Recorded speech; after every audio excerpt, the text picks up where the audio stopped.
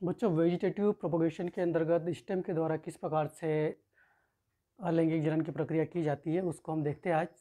पिछले लेक्चर के अंदर हमने रूट्स के माध्यम से देखा था कि रूट्स के माध्यम से किस प्रकार से जो प्लांट्स होते हैं वेजिटेटिव प्रोपगेशन करते हैं। आज हम चर्चा कर रहे हैं कि स्टेम के माध्यम से किस प्रकार से वेजिटेटिव प्रोपगेशन इनके द्वारा होता है। तो पिछली कक्षा के अंदर आपने स्टेम्स का जो मॉडिफिकेशन है वो देखा होगा कि कितने प्रकार के मॉडिफिकेशन होते हैं। उसमें सबसे पहले हम जो चर्चा कर रहे हैं वो रनर के बारे में बात कर रहे हैं। रनर प्रकार का जो स्टेम होता है या जो पौधों के अंदर जो तना होगा वो रूपांतरित होकर रूपांतरित होता है, इसको हम रनर बोलते हैं। तो रनर जो होंगे वो कैसे होते हैं? ये दुर्बल तने होते हैं, दुर्बल एवं रेंगने वाले तने होंगे। तो थोड़ा सा कॉन्सेप्ट आपका क्लियर हो जाएगा ना, तो आप इसको आसानी से याद कर सकते हो। तो दुर्बल एवं रेंगने वाले तने होते हैं जिनमें चूँकि तना है तो उसमें क्या पाया जाएगा? आपको मालूम है कि पर्व और पर्वसंधियाँ पाई जाती है जिनमें स्पष्ट रूप से पर्व एवं पर्वसंधियाँ पाई जाती है। पर्व एवं पर्वसंधियाँ पाई जाती है। देखिए, हमने बोला कैसा होता है, दुर्बल होता है और कैसा होता है, रेंगने वाला होता है। तो ऑब्वियसली क्या होगा कि ये रेंगने वाले हैं तो सरफेस जो सॉइल सरफेस होगा या ग्राउंड सरफेस होगा उस पर ये क्रीपिंग करेंगे। तो यदि हम इसको कुछ इस प्रकार से दिखाने का प्रयास करें, फॉर एग्जांपल ये हम बता दें कि सॉइल लेवल बता दें, ये सॉइल लेवल है या ग्राउंड सरफेस है और इसके ऊपर हम एक जो प्लांट है वो कैसा है, क्रीपिंग करने वाला है। मतलब इस प्रकार से इस पर ये आगे की ओर हॉरिजेंटली, ग्राउंड सरफेस के हॉरिजेंटली ये वृद्धि करता है और इस पर क्या होगा, जगह जगह नोड्स और इंटरनोड्स प्रेजेंट होंगे। अब क्या होता है कि जो नोड्स होती है उस नोड्स पर बड्स पाई जाती है जो क्या करेगी, ऊपर की ओर जो एरियल रीजन होगा, वायवीय भाग होगा, उस पर शूट सिस्टम या लीव्स का निर्माण ये करेगी और नीचे की ओर ये अपस्थानिक जड़ों का या एडवेंटिशियस रूट्स का निर्माण करती है। तो कुछ इस प्रकार से ये बनेगा कि इस प्रकार का ये जो स्टेम है उसमें फॉर एग्जांपल यहाँ पर ये क्या है, नोड्स है, तो इस नोड्स से नीचे की ओर क्या निकलेगी, रूट से निकलेगी, अपस्थानिक रूट है। तो ये हम बता सकते हैं कौन सी रूट से है, ये एडवेंटिशियस रूट से निकली, एडवेंटिशियस रूट निकलेगी। और इसमें ऊपर की ओर आपको क्या देखने को मिलेगा, लीव्स फॉर्म हो जाएगा। जो एरियल रीजन है या एरियल पोर्शन है प्लांट्स का वो ग्रो होगा। इसी प्रकार से सभी जगह इस प्रकार से रूट निकलेगी और ऊपर की ओर आपको लीव्स वगैरह देखने को मिलेगा। तो इसमें क्या हुआ, जो तना है वो कैसा है, दुर्बल है, वीक स्टेम है और कैसा कर रहा है, क्रीपिंग कर रहा है, ग्राउंड सरफेस के ऊपर रेंग रहा है। और इसके जो नोड्स हो गए, नोड्स पर जो उपस्थित बड्स होगी उस बड्स के माध्यम से ऊपर की ओर आपको पत्तियाँ निकलेगी और नीचे की ओर आपका रूट्स निकलेगी। तो इसका एग्जांपल होगा आपका एग्जांपल इसका हम धूप ग्रास बता सकते हैं। धूप ग्रास आपने देखा होगा, तो धूप ग्रास जो है उसके अंदर हमको ये देखने को मिलता है। उसके बाद ऑक्जेलिस भी इसका एग्जांपल है, ऑक्जेलिस इसका एग्जांपल है। तो ये दो एग्जांपल आप अच्छी तरीके से याद कर लीजिए और उम्मीद है कि आपको रनर के बारे में समझ में आ गया कि मॉडिफिकेशन क्या है। जो अधिकांश तो तने हमको क्या देखने को मिलते हैं, पेड़ों के अंदर इरेक्ट देखने को मिलते हैं, लेकिन कुछ रूपांतरण इनके अंदर हुआ है जिसको हम रनर के अंतर्गत क्रीपिंग वाले जो स्टेम होते हैं उनको हम रखते हैं जो कि ग्राउंड सरफेस के ऊपर रेंगते हैं। सेकंड आपका आता है इसमें जिसको हम बोलते हैं, सेकंड वाले को हम बता सकते हैं सेकंड सकर के बारे में। सकर भी सेम इसी प्रकार से हमको देखने को मिलेगा, पर इसमें थोड़ा सा अंतर ये होगा कि जो आपका स्टेम होगा वो ग्राउंड से नीचे की होगा, सॉइल सरफेस के अंडर द सॉइल सरफेस हम बता सकते हैं ना। ये पूरी तरह से अंदर नहीं है लेकिन फिर भी ये कैसा होगा, अंदर होगा। ज़मीन के अंदर की ओर हमको थोड़ा सा सॉइल के नीचे की ओर देखने को मिलेगा। और यहाँ पर हमने जो देखा था वो कहाँ देखने को मिल रहा है, सॉइल के ऊपर की ओर देखने को मिल रहा है। तो ये थोड़ा सा अंतर आपको देखना है। तो इसमें जो स्टेम होगा वो कैसा होगा, जैसे फॉर एग्जांपल ये प्लांट है, तो इसका ये इसकी लीव्स है, इसका जो स्टेम होगा वो क्या करेगा, यहाँ से जो अपस्थानिक या सॉरी जो बर्ड्स होगी उससे हॉरिजेंटली एक स्टेम डेवलप करेगा और ये ग्राउंड लेवल के नीचे की ओर वृद्धि करेगा और इस पर भी क्या मिलेंगे, नोड्स और इंटरनोड्स मिलेंगे। तो ये नोड्स जो होंगे वहाँ से एक नया पौधा डेवलप हो जाएगा। इस प्रकार से हम बताएं तो इससे नीचे की ओर तो रूट्स निकलेगी और ऊपर की ओर आपको क्या देखने को मिलेगा, लीव्स वगैरह जो ग्रीनी पार्ट है वो देखने को मिलेगा। तो ये होता है शक्कर। शक्कर का एग्जांपल हम लिखें, एग्जांपल हम लें क्रायोसेंथस के अंदर हमको देखने को मिलेगा, स्पेलिंग देख लेते इसकी, क्रायोसेंथेमम,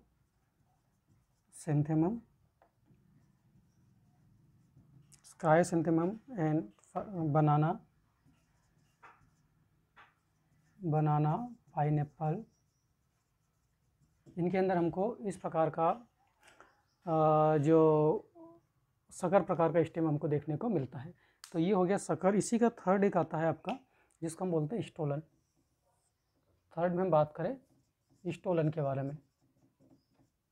स्टोलन भी कुछ इसी प्रकार से है, पर इसमें थोड़ा सा ये होगा कि जो प्लांट है उसकी जो ब्रांच है वो एरियल होगी, वायवीय ब्रांच होगी। वायवीय ब्रांच कुछ समय वृद्धि करने के पश्चात वो डाउनवर्डली सॉइल की ओर मूव करेगी और उसके बाद उसकी जो बड्स होगी वहाँ से अपस्थानिक जड़ें निकलेगी और उसके ऊपर की ओर आपका एक नया प्लांट तैयार होगा। तो कुछ इस प्रकार से हम बताएं इसको कि ये ग्राउंड लेवल है सॉइल और then here is a one plant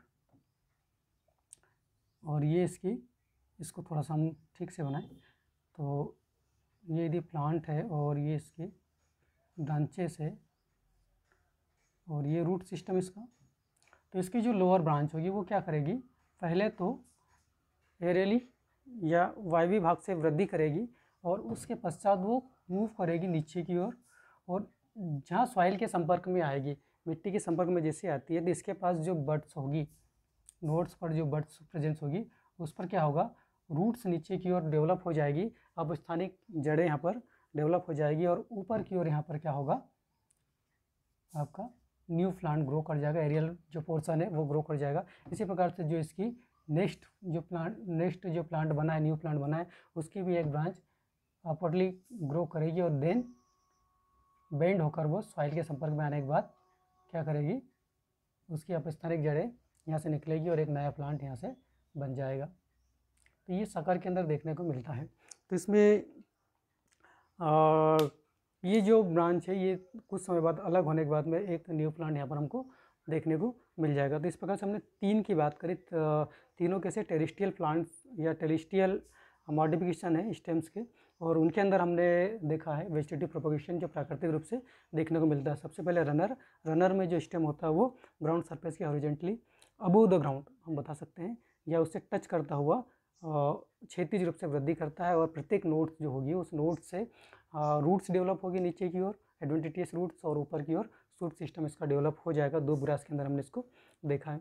उसी प्रकार से हमने सर्कल्स के अंदर देखा तो ये ज़मीन के थोड़ा सा नीचे होता है और इसकी जो नोड्स होगी उससे भी नया प्लांट यहाँ पर डेवलप होगा नीचे की ओर, सॉरी जो नोड्स होगी उससे नीचे की ओर रूट्स डेवलप होगी, एडवेंटिटियस रूट्स, और ऊपर की ओर आपका लीव्स का पोर्शन है वो डेवलप होगा। इसको बोलेंगे शक्कर, जो क्रायोसेंथेमम, बनाना और पाइनएप्पल के अंदर देखने को मिलेगा। वाइल स्टोलन के अंतर्गत हमने देखा था कि जो लोअर ब्रांच होगी, लोअर मोस्ट ब्रांच है, वो क्या करेगी, अपवर्डली पहले तो ग्रो करेगी, उसके बाद में वो डाउनवर्डली ग्राउंड की ओर आएगी और जहाँ पर वो सॉइल के संपर्क में आएगी तो उस पर जो नोड्स होंगे वहाँ जो बड्स प्रेजेंस है, ऑक्सिलरी अपना इसको हम बोले ऑक्सिलरी बड्स इसको बोल सकते हैं, तो उन बड्स के माध्यम से रूट्स बनेगी, एडवेंटिटियस रूट्स बनेगी और ऊपर की ओर क्या बनेगा, आपका शूट सिस्टम यहाँ पर डेवलप हो जाएगा। इसका एग्जांपल हम देख लें तो एग्जांपल में मिंट है इसका, स्टोलन का हम एग्जांपल देखें तो क्या है, मिंट के अंदर हमको देखने को मिलेगा। और एक एग्जांपल है जैस्मिन, पुदीना और जैस्मिन के अंदर हमको स्टोलन प्रकार का वेजिटेटिव प्रोपोगेशन देखने को मिलेगा। स्टोलन प्रकार का स्टेम पाया जाता है और इसके अंदर वेजिटेटिव प्रोपोगेशन यहाँ पर होता है। अगला हम इसी का, ये तो टेरेस्ट्रियल प्लांट थे, एक हम बात करते हैं आपके 4th वन में। हम इसको यहाँ लिखे तो थोड़ा सा अलग पेन कर ले, थोड़ा सा विजिबल होगा। 4th हम यहाँ पर इसको शो करें। 4th वाला आता है ऑफसेट, ऑफसेट प्रकार का जो स्टेम होगा उसमें किस प्रकार से वेजिटेटिव प्रोपोगेशन देखने को मिलेगा। तो ऑफसेट जो होते हैं वो एक्चुअल में स्टेम जो होंगे वो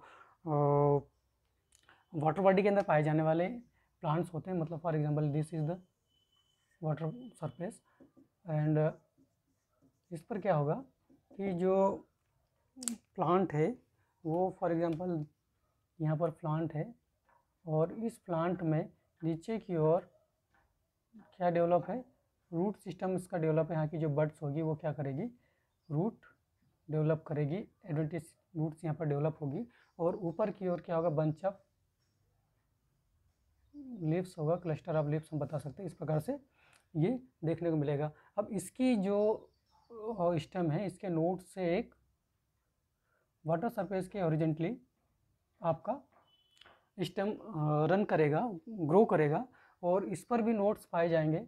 तो उस नोड से फिर वन क्लस्टर ऑफ रूट्स यहाँ डेवलप हो जाएगी और ऊपर की ओर एक सर्कल में रिंग या हम बोले रोल के अंदर लीव्स का एक पैटर्न डेवलप होगा।